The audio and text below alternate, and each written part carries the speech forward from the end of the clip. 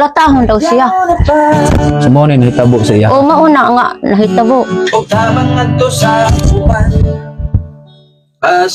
Karon dayang adlaw aduna napuntay tao nga gibisita kaya nga atong pangarap ug handom man gyud sa una ang mamahimong dato aron makatabang sa mga tao nga nagkinahanglan pero dili naman di ay kinahanglan pa nga mamahimo tang dato adiser pa ta mo tabang kundili ang imo di ay dako kaayo nga kaluoy ug willingness nga mo extend og tabang nining mga tao nga nagkinahanglan. Tuod duna ko ipaila-ila sa inyo ang atong kapaglaom t-shirt nga sa matag palit ninyo niini ikaw nakatabang sa mga tao nga atong ginabisitaan. Tungod kay ang ginansya nini atong gamiton ipalit og bugas o grocery package para itabang sa mga tao nga nagkinahanglan. Tuod kining atong gibisita medyo layo-layo pud ning lugar kay gikan mi og Esperanza biyahe mi padung San Luis mahatod lang ang kinasingkasing nga tabang para sa tao nga nagkinahanglan. Unya ang kahimtang sa atong gibisita hashtag yung luoya. Imagino nimong 10 years na ni siya nagpuyo sa ospital nga giabandona gipriso sa kwarto nga adunay rehas ug ang iyang higdaanan matag gabi mao ang guba nga truck nga ambulansya. Ingon pa sa iyang inahan maong naingani ang iyang kahimtang kay nakapamana siya nga igo ra siya palamian niya biyaan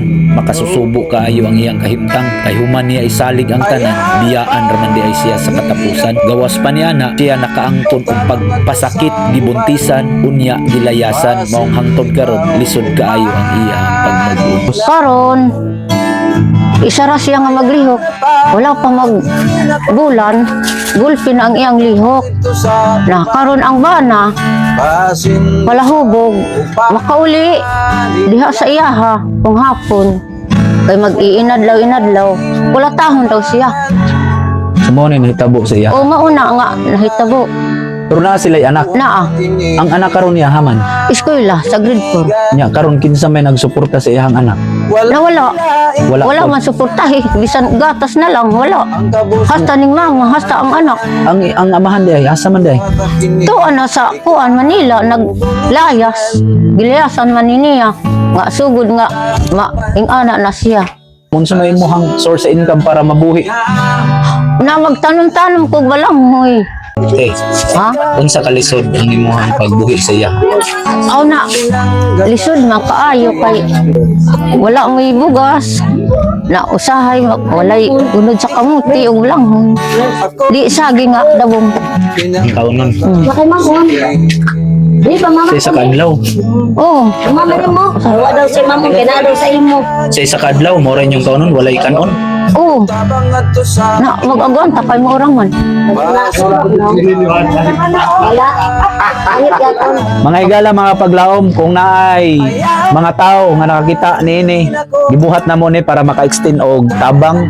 Ang gusto mo tabang pwede kay mo muanhi din niya mo coordinate sa barangay captain niya sa barangay San Luis kay nagkinahanglan gid pud sila sa tabang financial Ug kanang para makunan siya og medicine guys kay once makakita siya og kanang lalaki mahadlok siya because na siya yung mga experience ngano na ingani siya guys tulo niya ka anak lain-lain og papa so naa siya same sa ako ang situation nga kani pod siya guys manakit ni siya ang iya ra po pasakitan ang iyang mama pero sa lain dili daw pero kani siya sa una nakauban ako ni siya grade 5 ni dili gyud ni ingani ang situation and nindot kayo ang iyang panlawas puti ni siya hinlo kayo guys og matinahuron siya.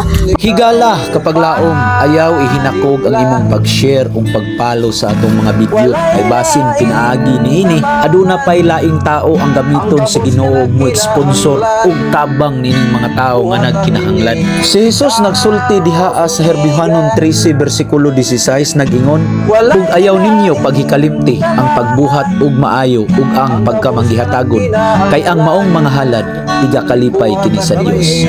Ang Dios magauban ug magapanalangin kanatong tanan.